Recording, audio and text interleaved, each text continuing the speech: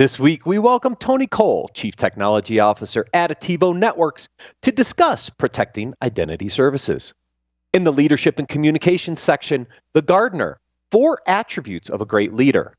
Unpacking 5 myths about management, 5 cybersecurity myths that make you more vulnerable to attacks, and more. Business Security Weekly starts now. This is Security Weekly, for security professionals, by security professionals.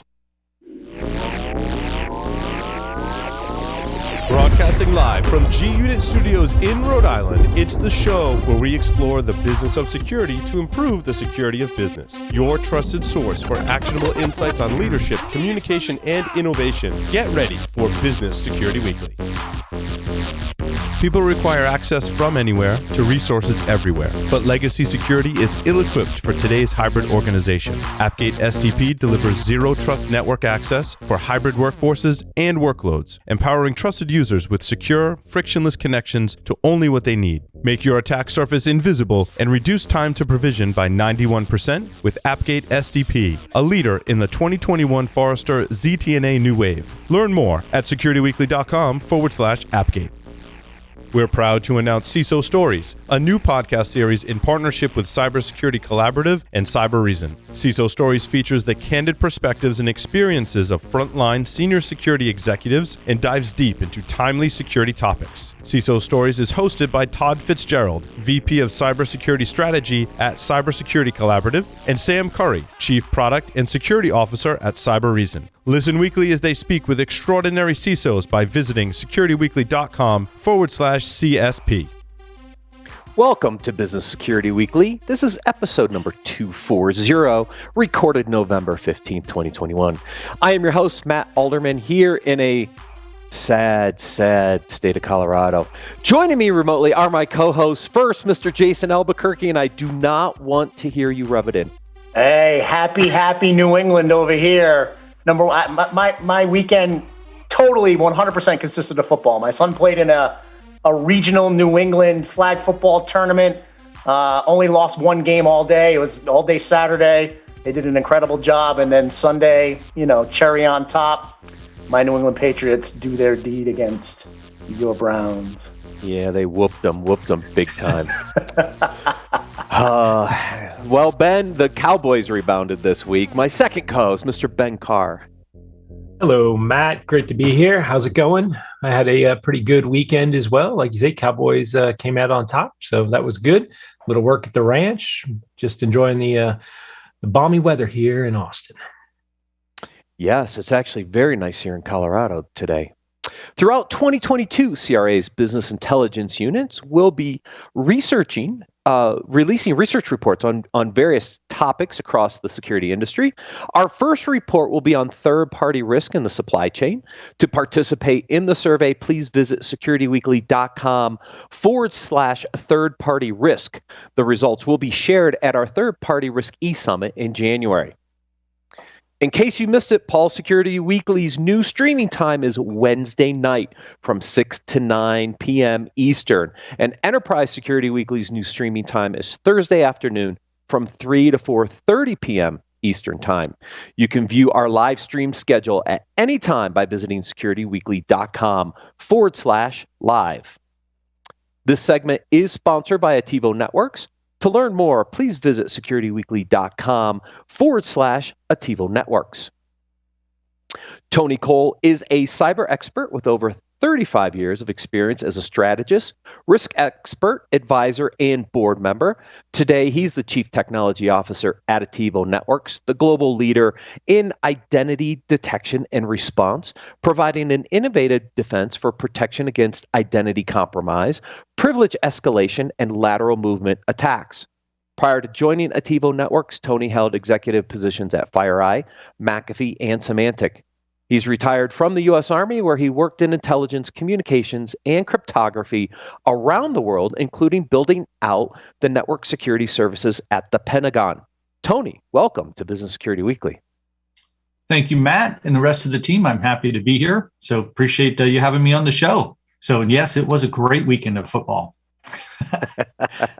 Now, I've interviewed you before, but on other podcasts, I think this is your first Business Security Weekly interview, though, right? It might be. I've been on a lot of your shows across Security Weekly, so I'm not sure if I've been on this one or not. It may be the first time. Yeah, I couldn't remember, and I didn't go back far enough to check. So we're going to talk protecting identity services. And I love this topic because over the past few months, we've been talking about zero trust architecture and how identity is one of the core pillars in the zero trust architecture, along with devices, applications, network, and data. And, a lot of people forget about things like Active Directory some days. So let's start first by talking about kind of like what are some of the big challenges around identity services and maybe more specifically Active Directory. And then we can get into some of the nuances about, how do we better secure these underlying identity services? It's a fascinating topic that we certainly could spend hours on discussing. I think one of the primary challenges that we have around Active Directory and other, identity services, applications, and of course, Active Directory is by far, the most prolific across enterprises, is that people think about it as plumbing. A lot of CISOs don't own it. It belongs to the CIO and a group under the CIO. And they think of it like plumbing where, no one wants to mess with it. No one wants to break Active Directory. So quite often it gets ignored, which is a huge issue since, it is literally the GPS, for your enterprise. So controlling identities and resources and providing attackers a slew of information if they get access to it, which invariably they do almost every single time. I remember the early days of Windows for Workgroup 3.1.1, setting up those networks, the rollout of Active Directory. And you're right, in the early days, like the CIO owned it. And still, I think in most organization owns it. And so it's kind of this lost component of the security stack because if you're a CISO that doesn't own the Active Directory infrastructure, you don't necessarily have a lot of influence on how it's actually maintained and administered. Yeah, I agree with you completely on that. It's a big challenge, and you're hopeful at least that if the CISO doesn't own it, the security team doesn't own it, then they've built the relationships and talked to the team that does own it on a frequent basis, and that team hopefully accepts their advice and solves some of the challenges around it. The Verizon data breach investigations report talks about phishing was the number one avenue of access, the initial vector into an account or into an enterprise, and I think that's no surprise to anybody in our field. Yet what isn't often talked about is the piece right behind it is in tandem with those attacks is stolen credentials. And, quite often that's done from that endpoint. And then they move laterally, with those credentials through Active Directory, finding what they want. So it's an area that has to pick up focus, big time. I was very pleased, and you started this off talking about zero trust, to see DHS CISA come up with their zero trust draft reference architecture. And the first pillar in that architecture is identity. And hopefully people really are starting to think about the fact that multi-factor authentication is not the end all be all. There's a lot more to it than just that. Yeah, I couldn't agree more. And honestly, I think so many organizations forget to treat identity as a corporate asset, right? There's so many of these black holes within organizations where I look at asset management, not just as hardware and software, but it's people, it's subscriptions, it's data, it's carrier lines, and it's identity, right? And identity is not just user, it's service accounts. It's, it's accounts used to provide, services out to the organization. It's cloud access, it's API accounts. It's not just the end user account. So, I feel treating identity as an asset within your organization that where you can have that care and feeding around the management of it, I think we really need to bring that into perspective as organizations and treat it as a corporate asset. Yeah, I agree with you. And when you see companies migrate to the cloud, they do a massive over provisioning over time as well, for the users specifically, but also, the entitlements, for different entities is way beyond typically what's needed. I read a report, I think it was late last year, and I'm trying to remember the source. I'll come up with it before we're done here. But it was like 30% of the entitlements given to users, not entities, but to users specifically as a separate category or subcategory, are the only pieces that are used. Out of all the entitlements they're given, only 30%, is what they use, across, the scope of their daily duties. So it's crazy how that has grown, and too many organizations are not focused on managing that, which is why attackers break in consistently. Yeah, no, that makes a ton of sense, because how many times have you had examples where users need access to specific systems for a period of time, right? But our team's actually going in there and decommissioning that access later on, right? And I think that's where we start to fail, where we're not decommissioning access that was meant to be temporary. Yeah, I think that's back to the original point, though, right? It's piping, it's plumbing, it's considered, make the connection and forget about it, as opposed to actually managing the governance around the identity and the control of the actual asset. It's interesting. You have conversations with CISOs that have some purview over Active Directory, and a common question is, can you tell even when suddenly there's mass permission changes inside Active Directory, in a very short period of time, much like notification, from an EDR, XDR product on an endpoint, and you get that immediate notification. Do you get those immediate notifications when there's major changes in Active Directory? Invariably, most of the responses are no. And that's not good. Yeah, because you would think they have a pretty robust SIM architecture. The AD logs could be integrated in there. You could potentially set alerts to those, right? I mean, it's not impossible, but again, if you don't own the systems and they're not integrated into some of your other tools, you might have a blind spot. Yeah, and are they doing anything on attack path management inside Active Directory as well? There was a earlier this year, Mandiant did a report. They were doing a keynote, what it was, and Dark Reading did an article on it that was very interesting. And they talked about 90% of the investigations they do involve Active Directory. And when you have those conversations with security teams, 90% of them are not focused on Active Directory, unfortunately, and it should be a much higher number today to clean it up ahead of time, get rid of those attack paths, to monitor, new credentials being created, and, quite frankly, look for misconfigurations in it as well, and do attack detection inside Active Directory. And we're not seeing that today. So you mentioned a couple of the main ways in, because I want to really understand what are the big risks here with Active Directory. Because if I steal credentials, okay, it's a probably over-provisioned credentials, which means I probably have some level of admin rights. I can now use those credentials maybe to do a little inventory of what other systems and users are on the network. If I have enough privileges, I potentially use those accounts to log into other machines, which creates lateral movement. What am I missing? Are those the basics, or are there more? Those are the basics, but there's more than that as well. What shares are in place, that are legacy that maybe the user doesn't even remember utilizing, and those credentials have access to it. So they may have direct access from those specific credentials, to some form of maybe a high value asset inside the organization. What shares are in place, what attack paths are in place.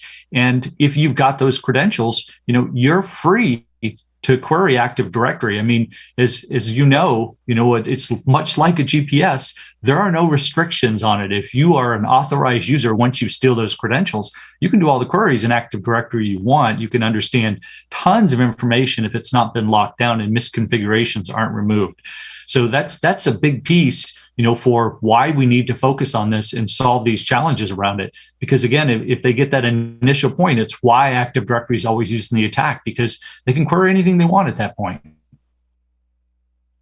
Yeah, and that query means all the users, all the systems, all the shares, like almost everything about the organization. With enterprises having large Windows deployments, that's a lot of information that can be discovered about an organization through that single set of credentials. Thus, why Active Directory is such an important part to protect. Yeah, and I think the problem only gets bigger when you start moving to the cloud. When you look at, Active Directory in the cloud, Azure AD, you have major challenges there because that's where over provisioning of entitlements, really just balloons exponentially. So that's a challenge, and you want to get your hands around this, before you do your migration to the cloud. And if you're already there in the cloud and you're using Azure AD, then, you really want to focus on this very quickly, because if not, when the breach happens, and hopefully everybody has gotten to that assumption of breach mentality, hopefully you can clean it up quickly, detect it quickly, and it's not going to, have a significant impact on your enterprise. Yeah. So Tony, for the practicing CISOs out there, right? We're starting to see a lot of these trends of EDR, XDR, NDR. Can you just talk a little bit of where IDR comes into play and how it complements these other or eliminates some of these other detection and response capabilities that we're getting bombarded with from all of these marketing companies and emails that we're getting on the latest, greatest new technology? Let's demystify some of the IDR versus the others. Yeah, well, you bring up a really good point. And, many of these EDR companies are our partners. So I don't want to malign, EDR technology. It's good technology. It's important. But the vast majority of it does very, very little around identity. So, and that's where identity detection and response comes in and adds the full component of Active Directory protection, as well as protecting those credentials, across the board. We did some test. When the EDR was tested by MITRE ATT&CK under their evaluations, we did some tests on the do-it-yourself tool and tested our EDN technology that provides these capabilities and showed the value it added on top of EDR capabilities, because the identity piece was not addressed in the vast majority of the tools out there. And even those that did address it, it was a tiny little facet.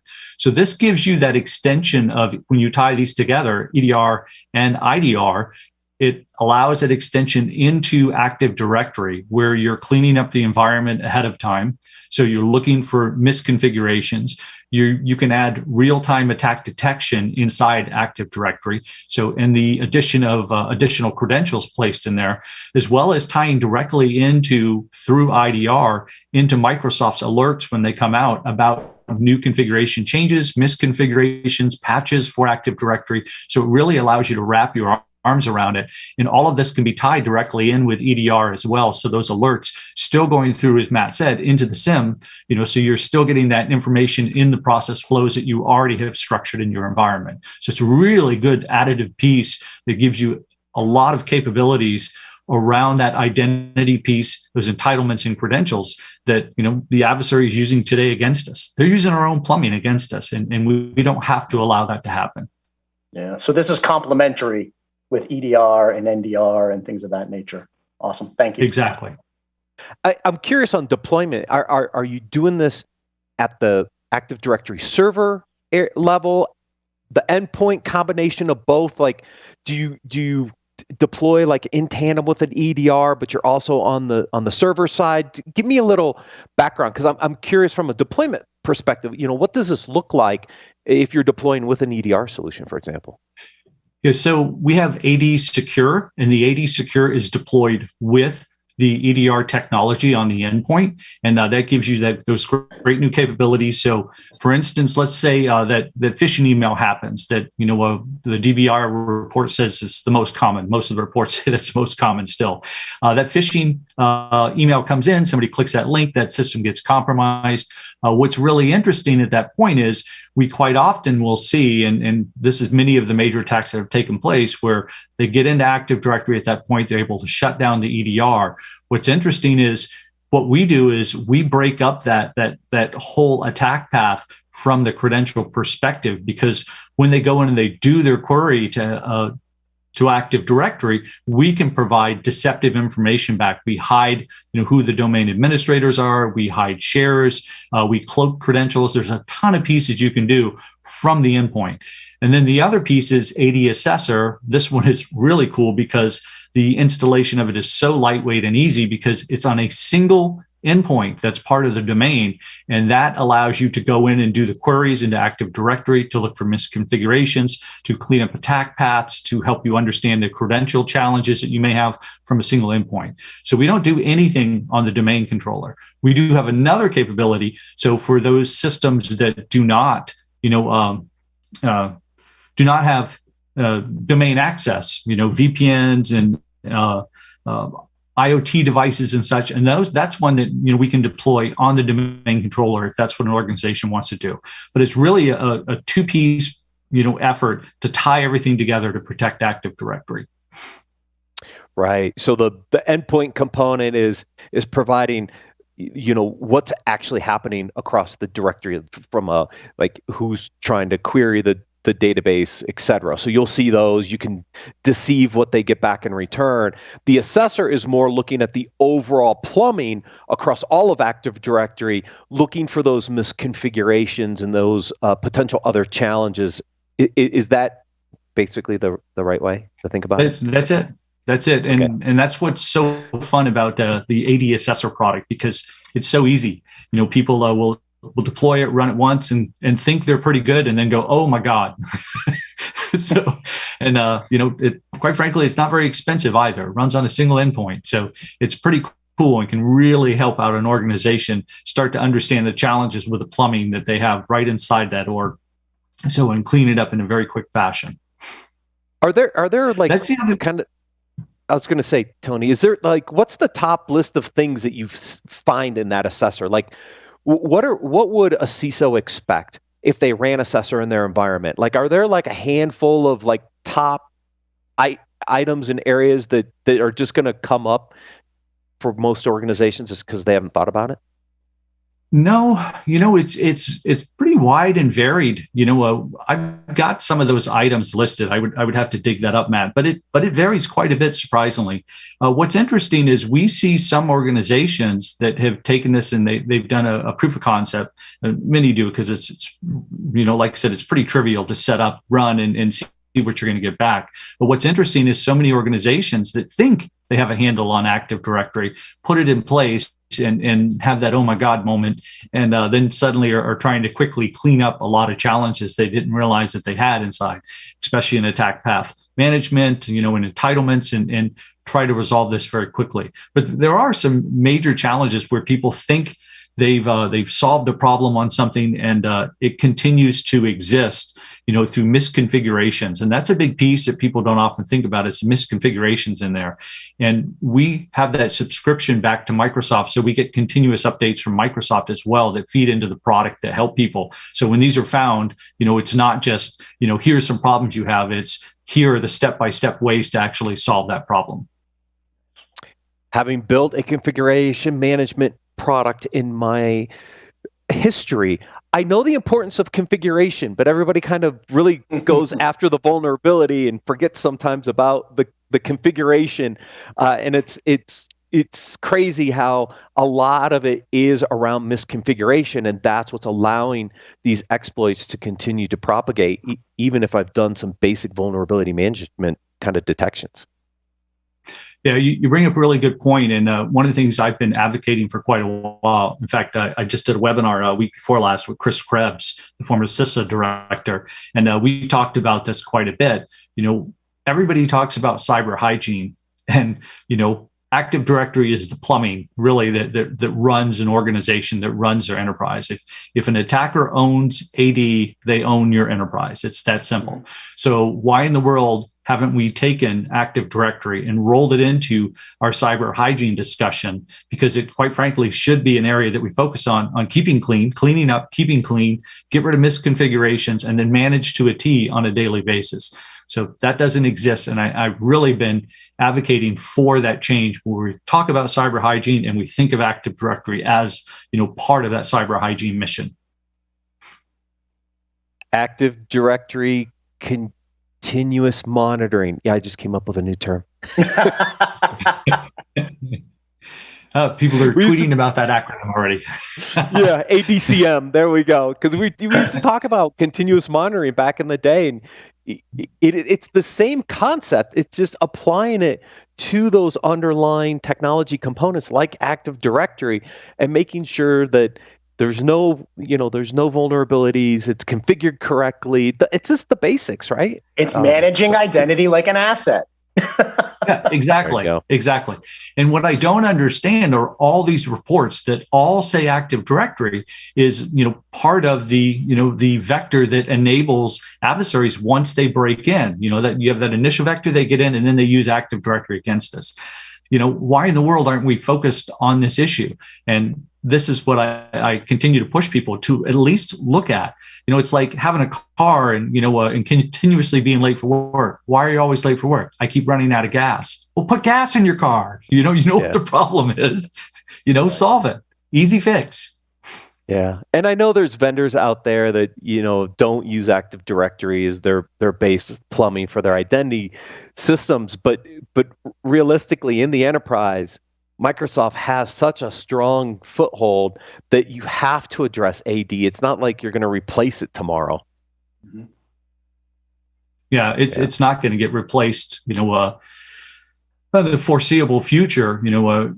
The investment that people have done to build, some very sophisticated and complex forest out there, would be probably very, very challenging to replace that and build a structure. You probably would have to, in my personal opinion, and long ago, I was an NT administrator for a while as well, so dating myself again. But you would probably have to build another network and slowly start migrating people over to that new network, before you could completely shut down and do away with Active Directory. I think it would be very challenging to do for any large enterprise.